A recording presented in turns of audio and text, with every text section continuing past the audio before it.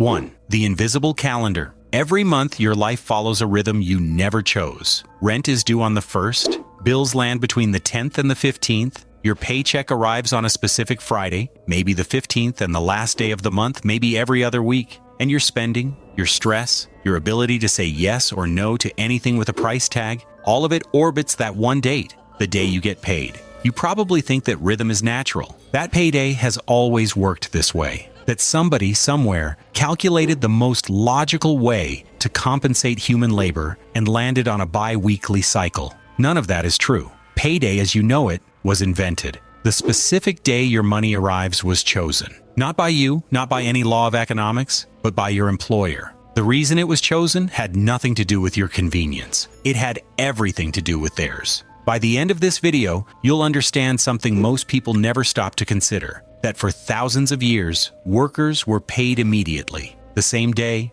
sometimes the same hour they finished working. That the delay between labor and payment is an invention of the last 2 centuries. That the gap between when you earn your money and when you receive it generates billions of dollars in profit for people who are not you.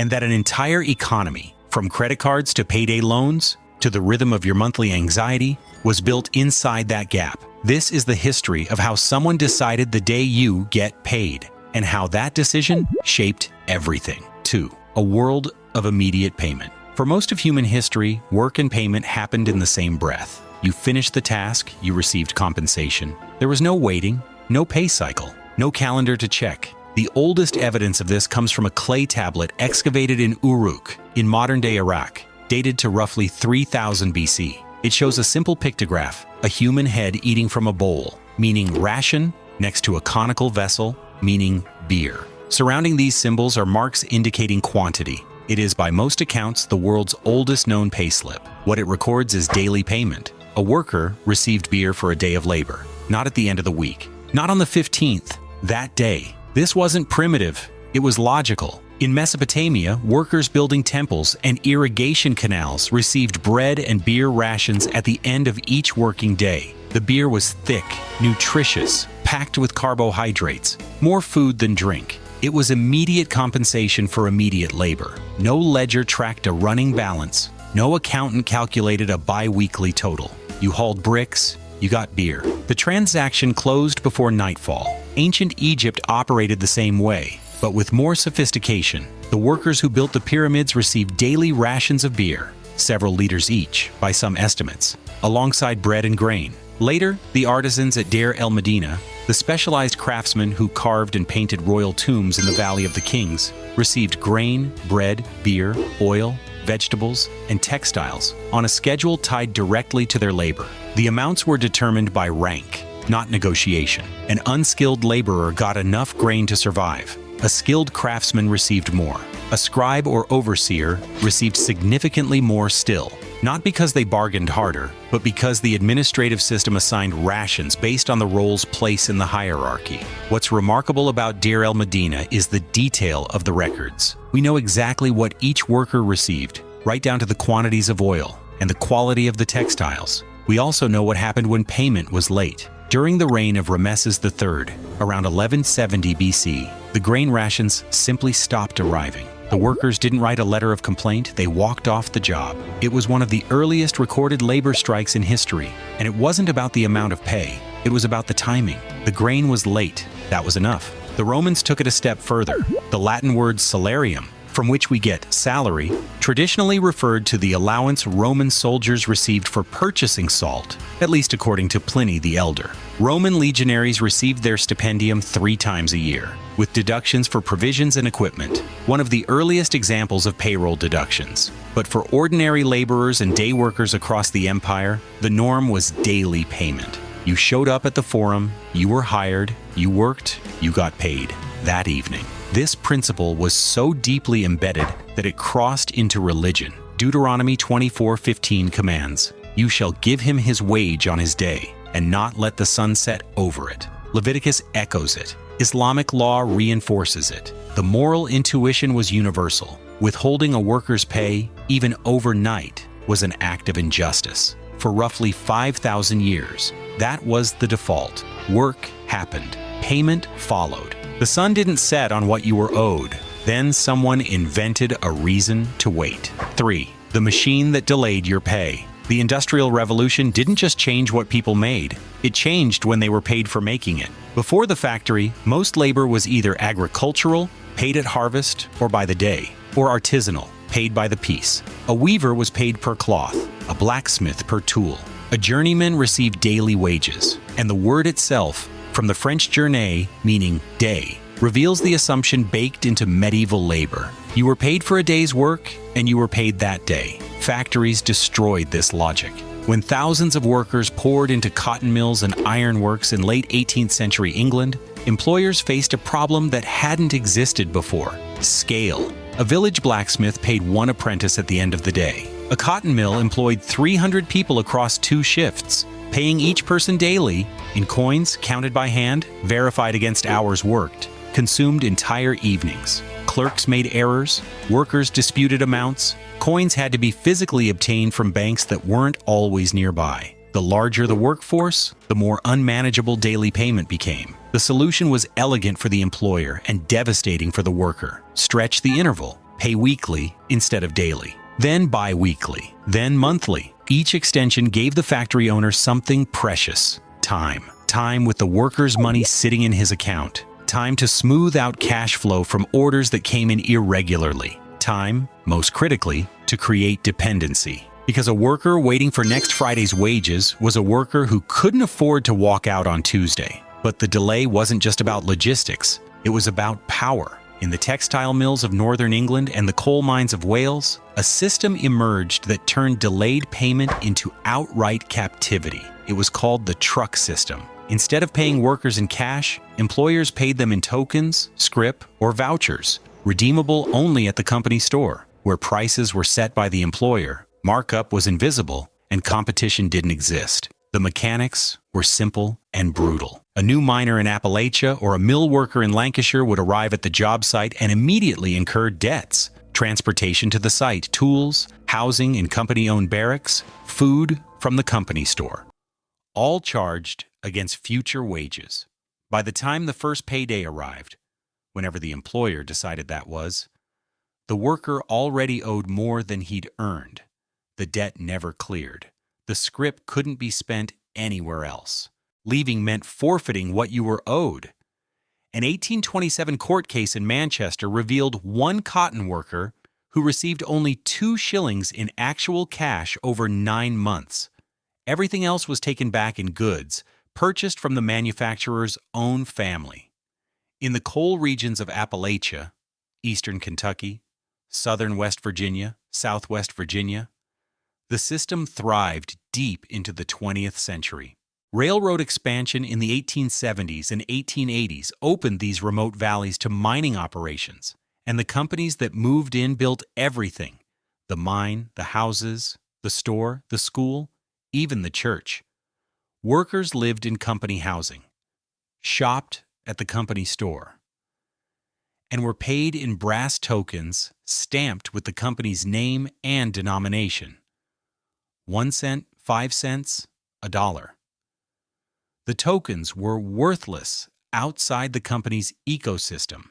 Leaving meant abandoning everything. The truck system was so pervasive that governments on both sides of the Atlantic had to intervene. Britain's Truck Act of 1831 made it illegal to pay workers in anything other than current coin of the realm. But the law was poorly enforced, covered only certain trades, and employers found loopholes for decades. It took the Truck Amendment Act of 1887 to extend protection to nearly all manual workers.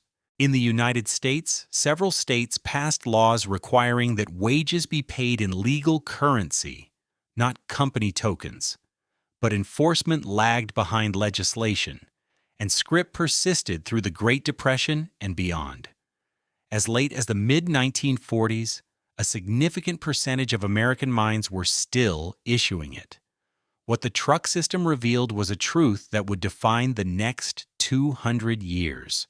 The gap between when you work and when you get paid is not empty time. It's someone else's opportunity. And the longer the gap, the more profitable the opportunity becomes. 4. The envelope and the clock. By the early 20th century, the truck system was dying. Cash wages were becoming the norm in industrialized nations, but a new problem emerged, one that would shape payday as we know it. Paying 1,000 factory workers in cash every week meant someone had to count, sort, and distribute physical currency to each person. This gave rise to one of the most iconic objects in labor history, the pay envelope. Between 1900 and 1920, the practice of handing workers a sealed envelope containing their exact wages, along with a slip showing calculations, became standard in the United States, Germany, and across industrial Europe. Factories designated a specific day for distribution, usually Friday or Saturday. Workers lined up, received their envelopes. That day, payday, became the economic heartbeat of working-class life. Everything organized itself around it. Landlords set rent due dates to fall after payday. Grocers extended credit until payday. Pubs filled on Friday evenings. Churches passed the plate on Sunday.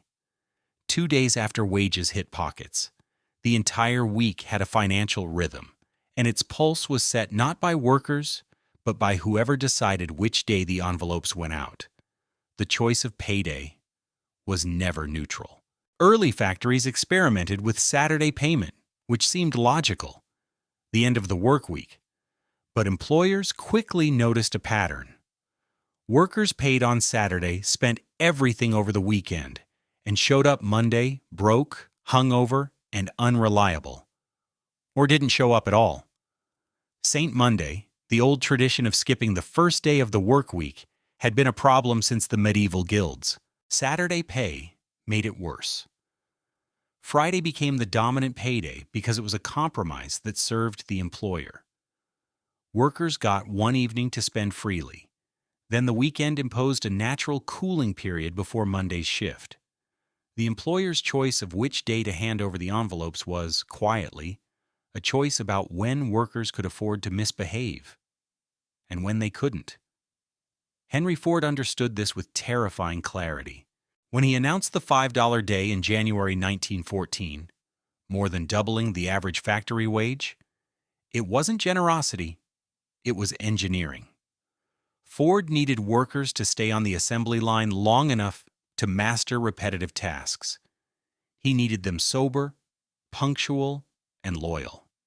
The $5 day came with conditions. Ford's sociological department sent inspectors to workers' homes to verify they were living according to company standards. The pay was a leash disguised as a gift.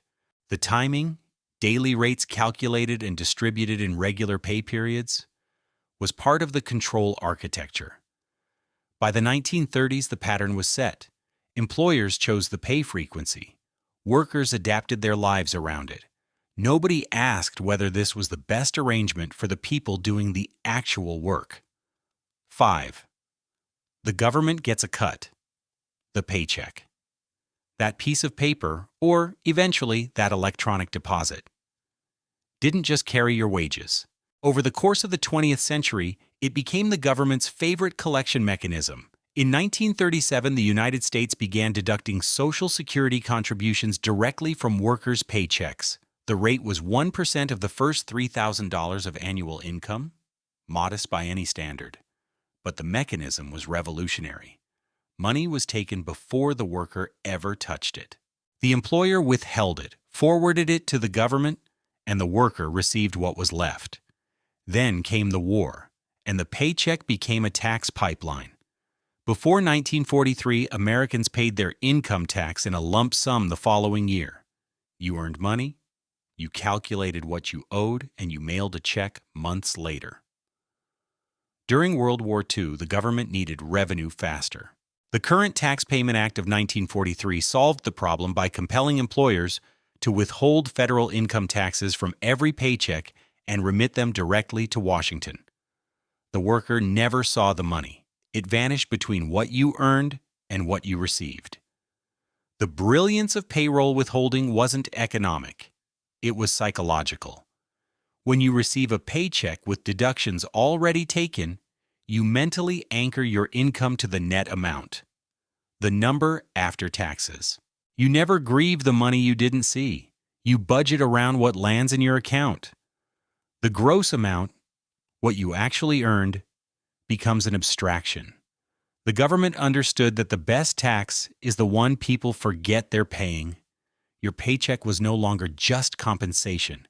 It was an extraction device, a pipeline with multiple taps, each one drawing off a portion before the remainder reached you.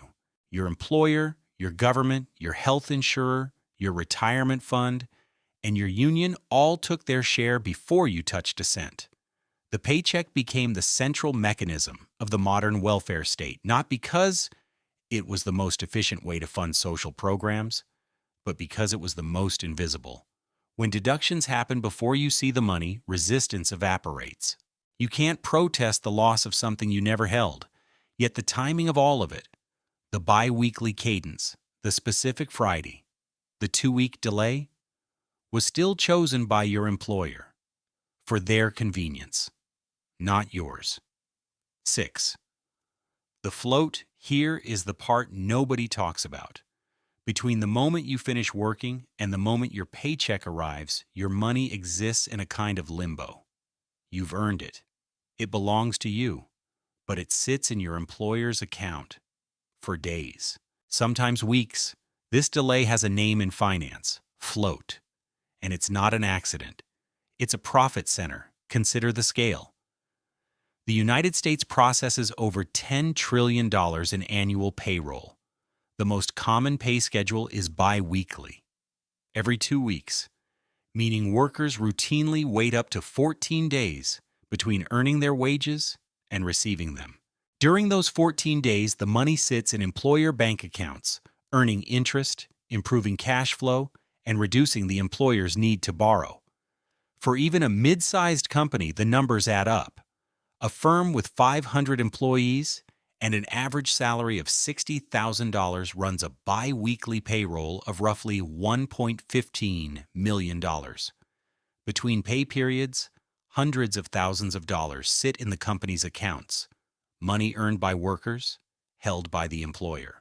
Multiply that across every business in the country, and the aggregate float represents a hidden transfer of billions of dollars per year from workers to employers. It's not theft. It's not illegal. It's just architecture, designed so quietly that nobody thinks to question it. The fintech industry has noticed companies are now building products specifically designed to capture the yield on payroll float, investing the money in short-term instruments or decentralized finance protocols that return 5 to 9% annually, 10 to 15 times what a traditional bank account yields. The float has become so valuable that entire business models are built on the assumption that workers will continue to wait for money they've already earned. Here's what makes this architecture invisible. No law requires your employer to pay you bi-weekly. No federal statute in the United States mandates a specific pay frequency. State laws vary.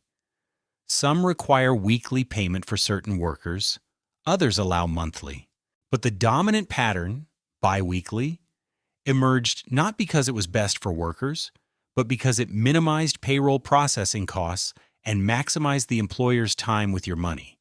You've been lending your employer an interest-free loan every 2 weeks for your entire working life. You just never knew to call it that. The transition from cash to electronic payment made this even more seamless. The first automated clearinghouse for electronic payments was established by the Federal Reserve Bank of San Francisco in 1972. The United States Air Force became the first major employer to implement direct deposit for payroll, and government agencies, Social Security, Veterans Benefits, moved to electronic payments long before most private companies followed. By the 1990s, direct deposit was common. Today, in the United States, over 90% of workers are paid via direct deposit. The money moves faster now, but it still moves on the employer's schedule. The paper envelope disappeared. The delay didn't. 7. The industry that lives in the gap. If the 2-week delay between earning and receiving was just an inconvenience, it might not matter much. But for millions of people, that gap is the difference between paying a bill and missing it, between eating and not eating, between keeping the electricity on and sitting in the dark. Roughly a quarter of American households report living paycheck to paycheck, not because they earn too little to survive necessarily, but because the timing of their income doesn't match the timing of their expenses. Rent is due on the 1st. The electric bill is due on the 15th. The car payment is due on the 20th. But payday might fall on the 7th and the 21st. The mismatch creates a constant low-grade financial emergency. Into this gap, an industry was born. Payday lending traces its roots to the late 1800s, when loan sharks in American cities began offering salary purchases, buying a worker's upcoming paycheck at a discount. You needed $50 today, and payday was 10 days away. The loan shark would give you $50 in exchange for the right to collect your $60 paycheck when it arrived. The math was predatory. The need was real. By the 1980s, banking deregulation had closed many small banks that once served low-income communities. Check cashing shops filled the void, and from those shops, the modern payday loan industry emerged. Check into Cash, widely considered the first true payday lender, opened in Cleveland, Tennessee in 1993. Within 2 decades, the industry exploded from roughly 500 storefronts to over 22,000. More locations than McDonald's has in the United States. The mechanics haven't changed much since the 19th century loan shark. You borrow a small amount, typically between $100 and $500, and agree to repay it on your next payday, plus a fee of $10 to $30 per hundred borrowed. That sounds modest until you calculate the annual percentage rate, 400 to 900%. A credit card, by comparison, charges 12 to 30%. The cruelty isn't in the single transaction, it's in the cycle. Over 80% of payday loans are rolled over or followed by another loan within 2 weeks. The borrower can't repay the full amount on payday because the loan was taken to cover a gap that the next paycheck also won't fully close. Each rollover adds new fees. The average payday loan borrower remains in debt for 11 months. 12 million Americans use payday loans every year. They pay an average of $9 billion annually in fees and interest. $9 billion extracted from people who are, by definition, already short on cash. The industry exists because of a timing decision made by employers, a decision that creates a structural gap between earning and receiving. Payday lenders didn't create the gap. They moved into it like water filling a crack. The crack was already there. Built into the pay schedule, maintained by every company that chose biweekly over daily, because the float was more convenient than the alternative. 8. Your brain on payday. The effects of pay timing aren't just financial, they're psychological.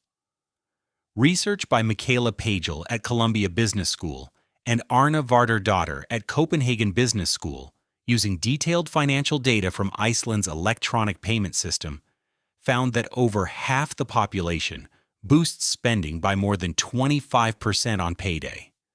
A separate study of American consumers measured the increase at 33%.